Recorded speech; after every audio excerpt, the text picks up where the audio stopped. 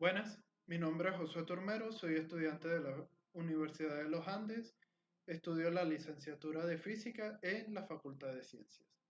Hoy le voy a hablar sobre las computadoras, su historia, arquitectura y sistemas numéricos.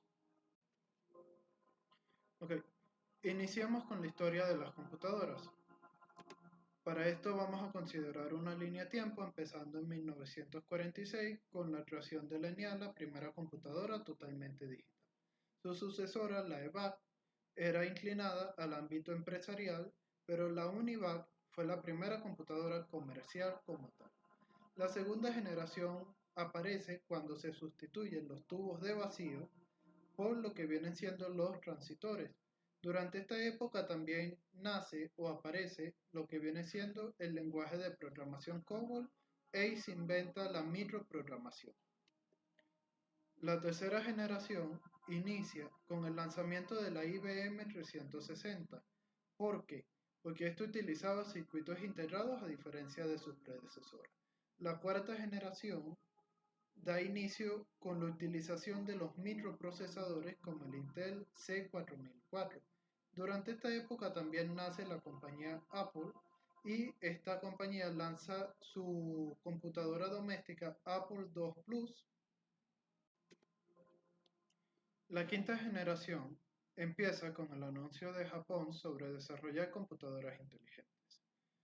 También aparece un año después de este anuncio la primera lacto, además que a finales de esta época aparece la computadora de IBM Deep Blue, la cual fue capaz de derrotar al campeón de ajedrez Kasparov. Para la sexta generación se investigan y desarrollan computadoras de ámbito cuántico, como las que podemos mencionar la D-Wave 2 de D-Wave System y la Q-System One de IBM.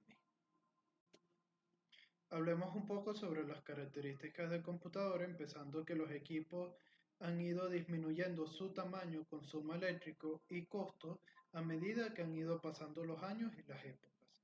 También tenemos que el lenguaje de programación ha ido cambiando, empezando que se usaba el sistema binario para después pasar a sistema simbólico y actualmente un usuario común puede usar una computadora sin necesitar conocer los lenguajes de programación. También se han visto cambios como que los tubos de vacío fueron reemplazados por transitores, los circuitos integrados fueron anexados, después los microprocesadores, para actualmente llegar a usar en los microprocesadores características y partes del CPU. Hablemos un poco sobre los sistemas numéricos.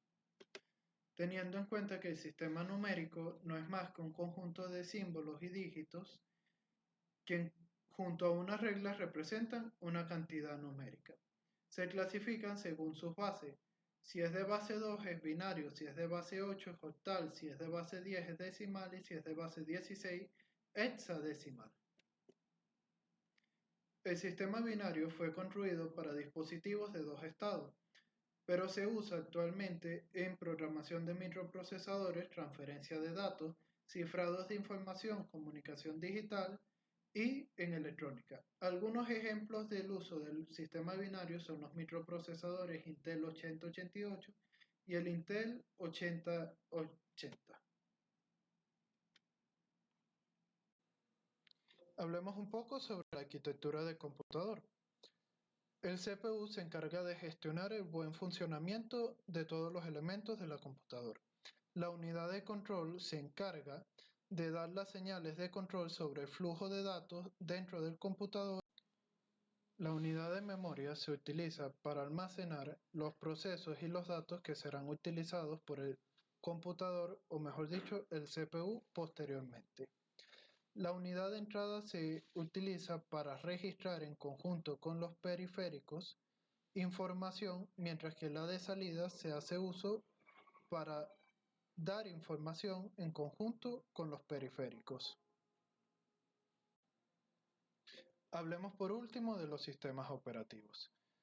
Primero y principal es saber que un sistema operativo hace la función de ser intermediario entre el usuario y el hardware o los componentes del computador. Tienen como función gestionar la memoria de acceso alternativo, la dirección de entrada y salida de los datos, administrar información, los archivos y el CPU, gestionar el intercambio de memorias internas y dirigir las autorizaciones de uso para los usuarios. Los sistemas operativos están constituidos por un núcleo, una interfaz de usuario, interfaz de programación y un sistema de archivos. Y pueden ser clasificados en distintos tipos, según ciertas características. Estos tipos pueden ser sistemas operativos de computadora, de móviles, sistemas operativos según el usuario, según la gestión de tareas y según la gestión de recursos.